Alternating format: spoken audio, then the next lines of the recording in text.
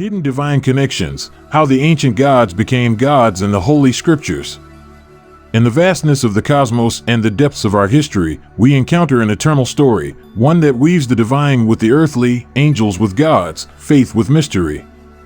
This is not just a narrative of faith or mythology, it is a journey through the hidden layers of human wisdom, through ancient scriptures and legends lost in the mists of time. Hidden divine connections, how the ancient gods became gods in the sacred scriptures, lifts the veil on a forgotten history, inviting us to reconsider what we know about the spiritual world. But how can our beliefs coexist with these revelations? How can the ancient gods be reconciled with God as we know Him? Throughout history, humanity has sought to understand the divine, name it, and define its power.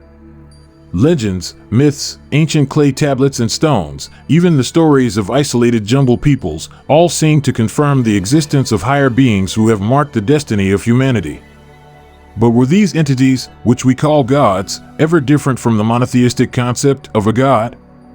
Sacred scriptures, including the Bible, are full of references to gods, often renamed angels, archangels, seraphim, demons. But what do these texts really tell us about the complex relationship between man and the divine?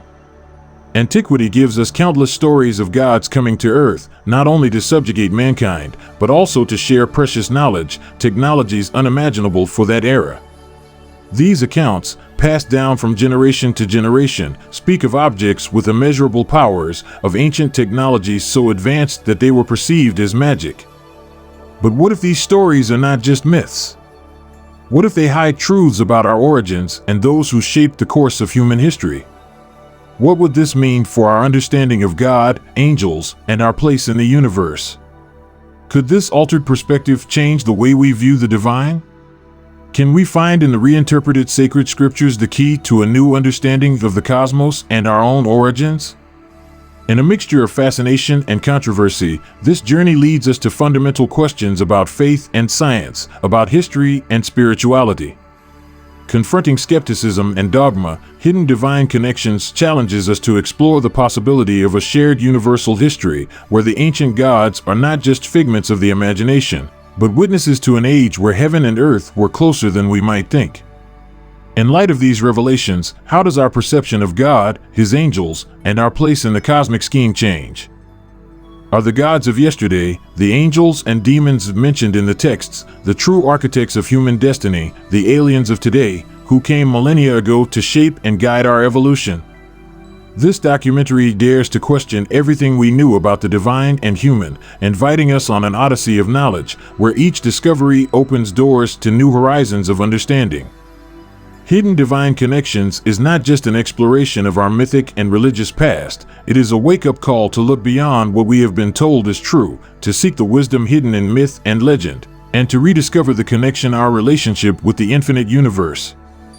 As we decipher these ancient mysteries, perhaps we will finally find the answers to the eternal questions of who we are, where we came from, and most importantly, where we are going.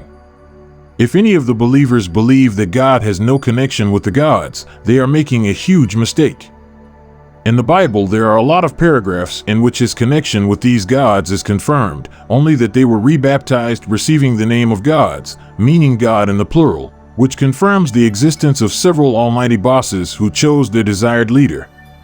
All the ancient writings, legends, myths, tablets of clay or stone, the peoples living in the jumble confirm the real existence of these gods on earth, because all the ancient world was a slave to the gods, not by any means puppeteers of painted wood, moldy corpses, or shaped crocks of crosses.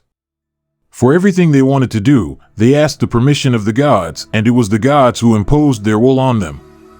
The legends tell us that the gods arrived on Earth in flight to help and teach their scientists.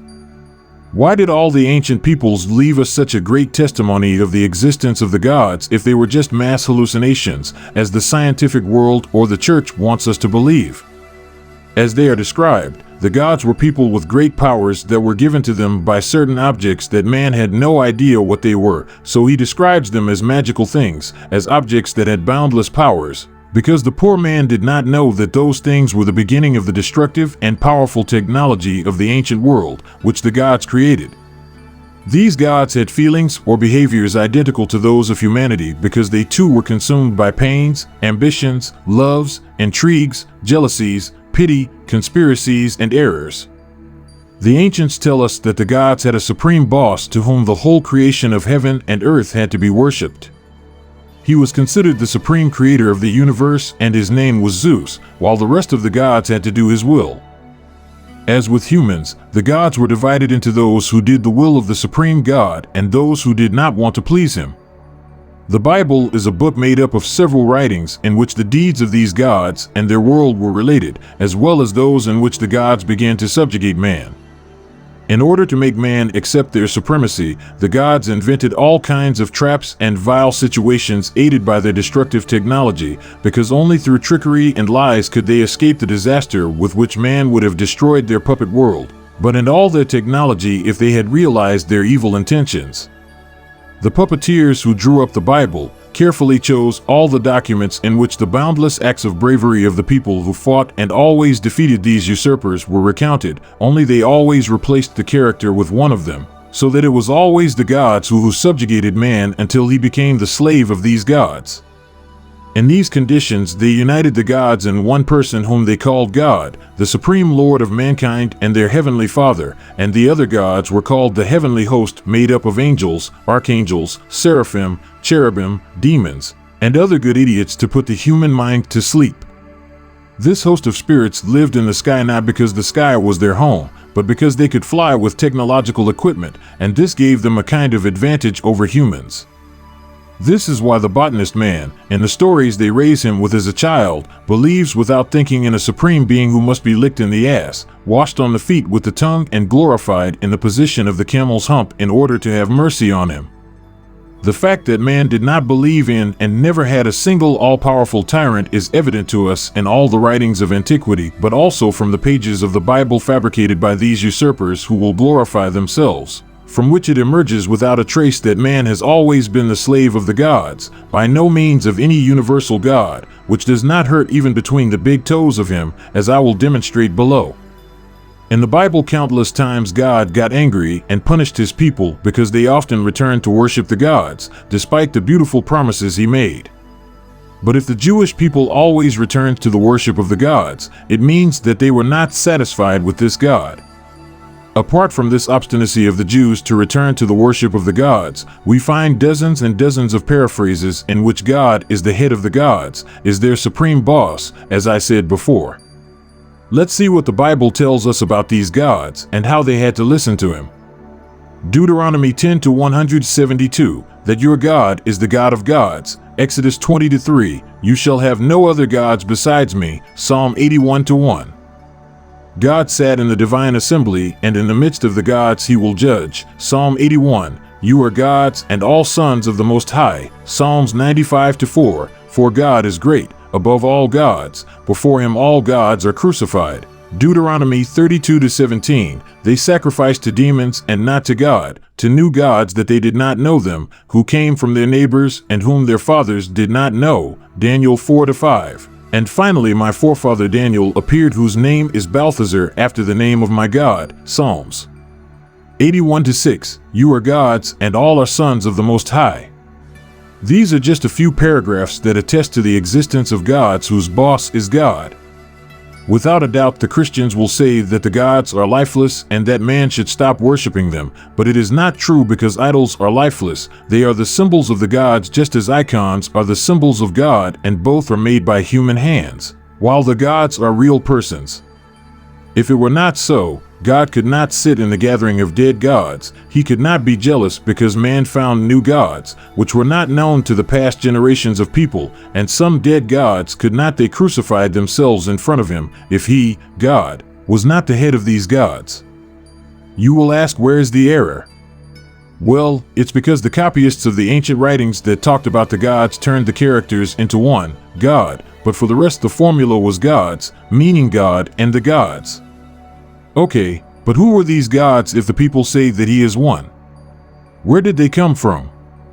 It was impossible for the good popes to call them angels, because the angels are not bosses, they are only servants who fulfill the orders, while the gods are also bosses, but subordinate to this supreme God. If we replace the gods with gods and the god with Zeus, we have the complete picture of the monotheistic hoax. In antiquity, no people on earth believed in a single god. They all worshipped countless gods because each one had a role in their lives. These gods were described as persons in the flesh. They had a humanoid appearance. They had special clothes that people did not have. They lived in impressive palaces where people were forbidden access except for the chosen ones. They traveled in flight with different luminous chariots, with bizarre ships at sea, or with winged devices that looked like their own wings. Many gods are represented with wings or with their fiery chariots, just as angels are represented today. But what a coincidence! Are they the angels from the Bible, the messengers between the divine assembly and humanity? Are they the ones who prepared the destiny of people? No. They were all just usurpers and executioners who shackled people and made them their slaves.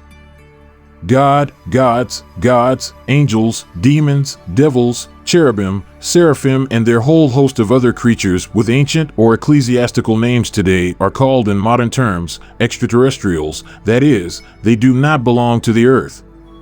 The Bible describes human persons who were chosen by God, who were allowed to walk around Him, to be instructed by Him or His angels.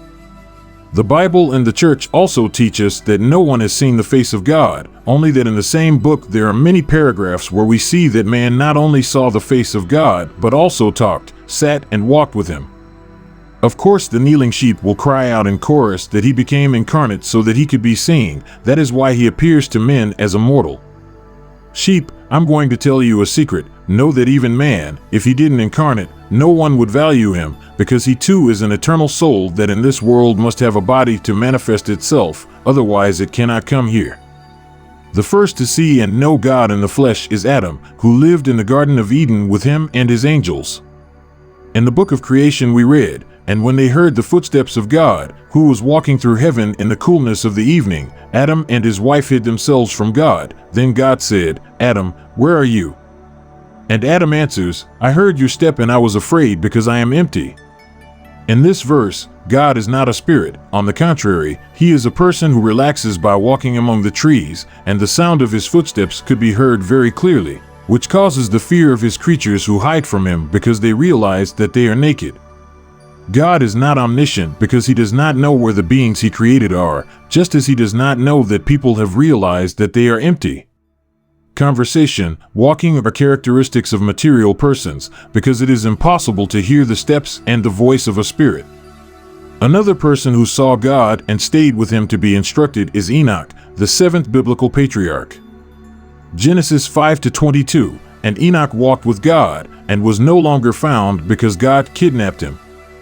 This man was initiated, helped, and kidnapped by God in heaven, where he was supposed to live with Him in His chariots of fire to see how many great works he did on earth, as he relates in his books. The books written by Enoch and found at the Dead Sea attest to a high degree of knowledge of this man, who tells in the first person how he had access to this information that God and His angels gave him, taking him on his travel space to reveal countless secrets that had to be written down and left to posterity. In his books, considered apocryphal by the Church and numbering 365, as he left them written, he tells about giants, about space travel, about the wonders of the earth, about astrology, about how monstrous angels maneuver pews, machines that throw rain and wind on earth, ancient HAARP, and many others. And the sons of Adam benefited from the friendship of God, who spoke to them in the first person. Genesis 4-62. "And then God said to him, 'Why were you sad, and why was your face sad?' Genesis 4-9, "Where is your brother Abel?" Genesis 4-16, "And Cain went from the presence of God." Noah is another man chosen by God with whom He had a special connection. God warns him of the flood, gives him the project according to which he must build the ark, which in reality was a gigantic garment.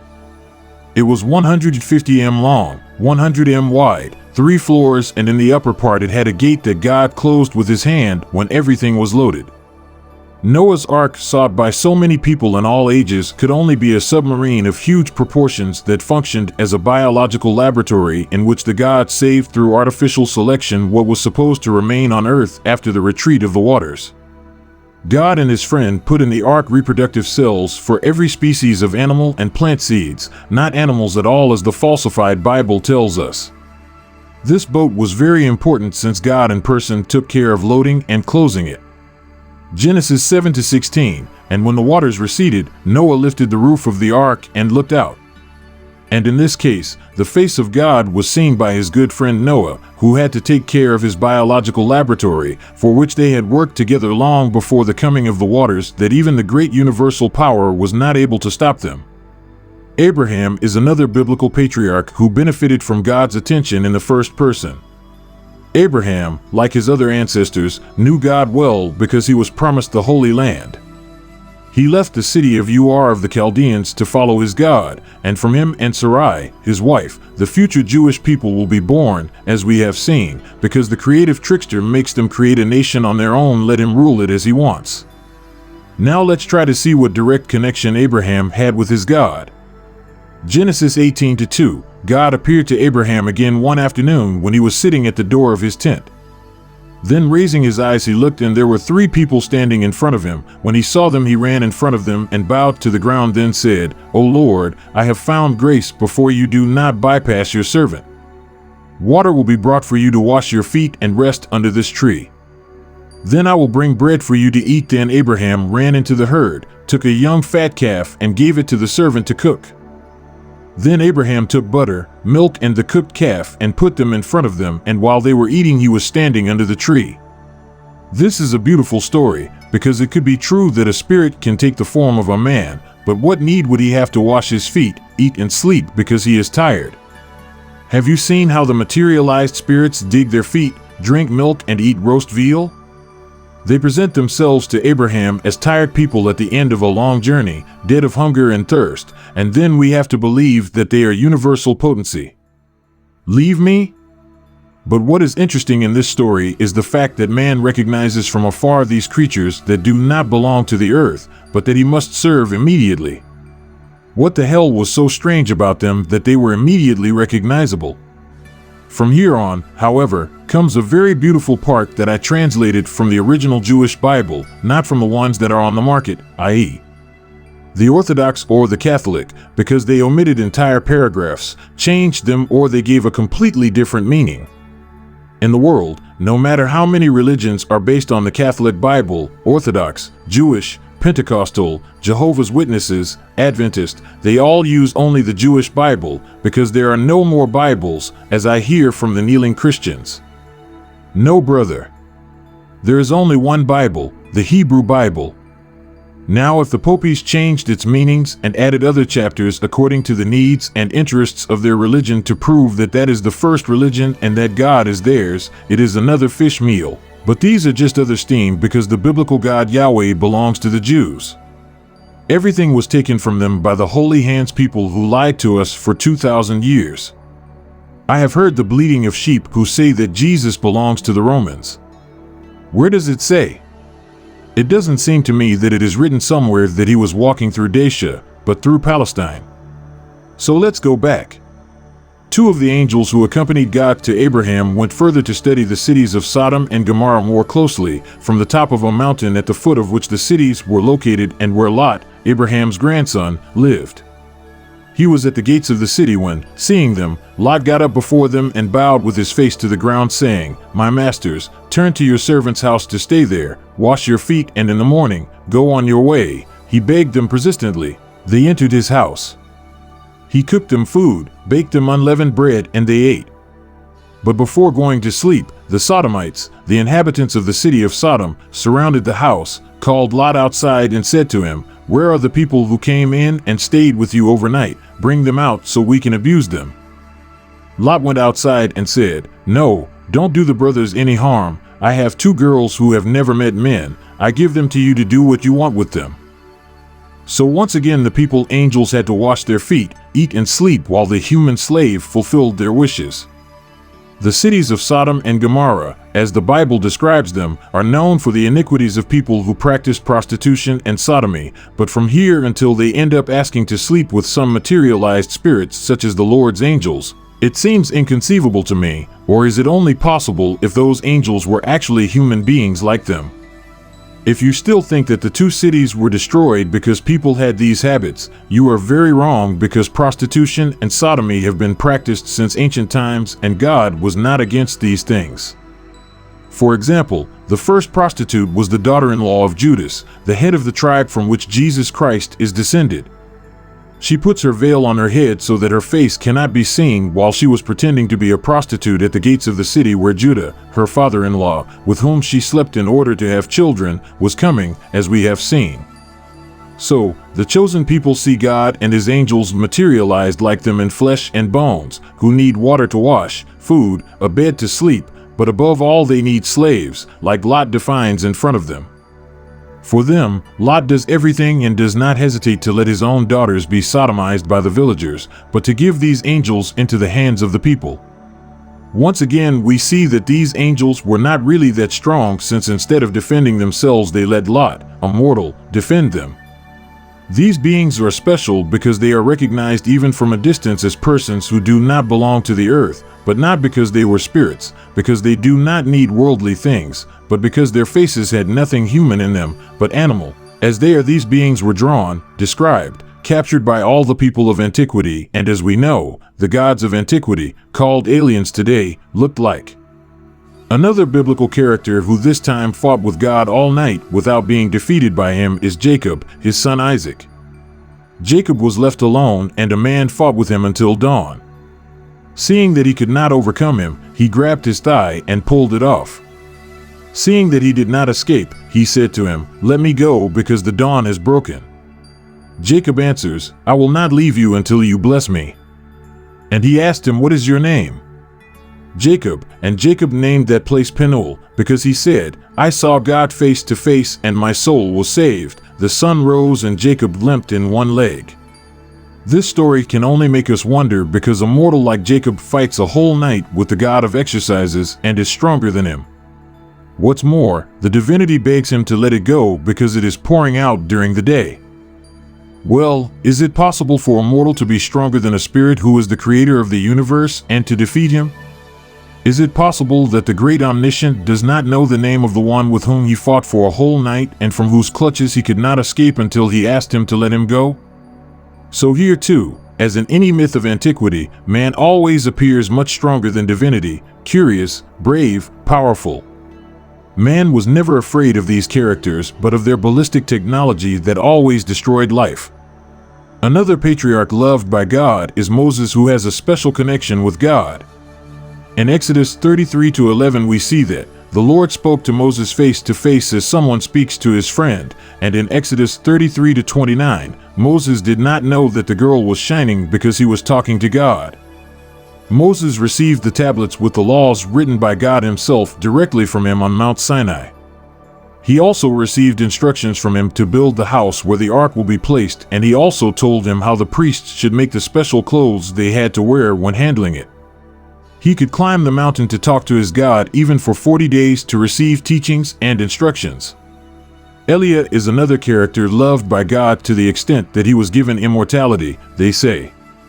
He was abducted by God in a chariot of fire that took him to heaven, where he lived with God. From all these examples we can conclude that God and his angels are flesh and blood persons just like the gods were. God is their head, their boss.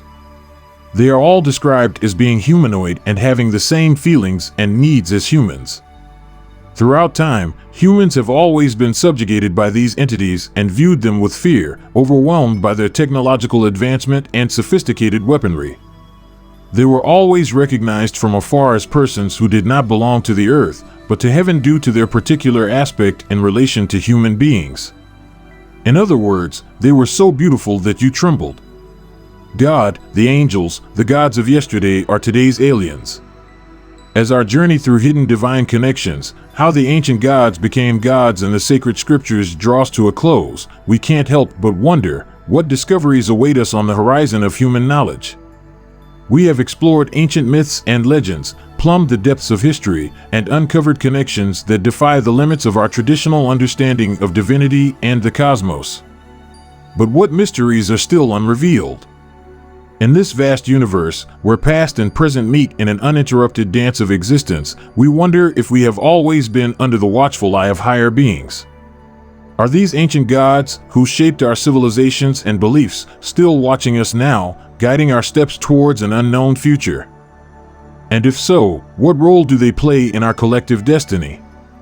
We dare to look beyond the veil of immediate reality, exploring the possibility of a shared universal history. But has this approach brought us closer to the truth, or has it further removed us from understanding the divine essence? How can we reconcile ancient beliefs with modern discoveries without losing sight of the essence of our humanity? As technology advances and opens new windows to the universe, we wonder if the answers to our deepest questions lie in the stars. Did ancient civilizations have access to a cosmic wisdom that we are only now beginning to re-understand? And if these higher entities have been with us from the beginning, what lessons can we still learn from them? Our documentary was an invitation to travel, a challenge to look to the sky with an open mind and a heart full of curiosity. But this journey does not end here. It continues in every moment of reflection, in every question we dare to ask, and every step we take in exploring the unknown. In a world where certainties seem to crumble under the weight of new discoveries, Hidden Divine Connections reminds us that we are, at heart, truth seekers. Will we ever be able to discern the whole picture of our existence, or will mysteries always remain hidden in the folds of history and outer space? So, as we conclude this odyssey of knowledge, we ask, what does the future hold? Will we be able to transcend our human condition and attain ultimate wisdom, or will we be lost in the maze of our own questions? In our eternal search for meaning, perhaps the only certainty is that the questions themselves define us more than any answers we might find. Hidden Divine Connections is not just our story, but the story of humanity in its eternal quest to understand the divine and our place in the vastness of the cosmos. As we look up to the stars, let us remember that each of us is part of a greater story, a thread in the complex fabric of existence. Will our curiosity lead us to the ultimate truths of the universe, or will we find ourselves in an endless search, always on the edge of discovery? Ultimately, Hidden Divine Connections is a manifesto of hope, a belief that, whatever the future holds, our search will make us wiser, more united, and more in tune with the mysteries that surround us.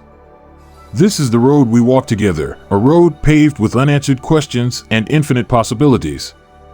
What discoveries await us in the next chapter of our cosmic adventure? Only time and our courage to ask will tell.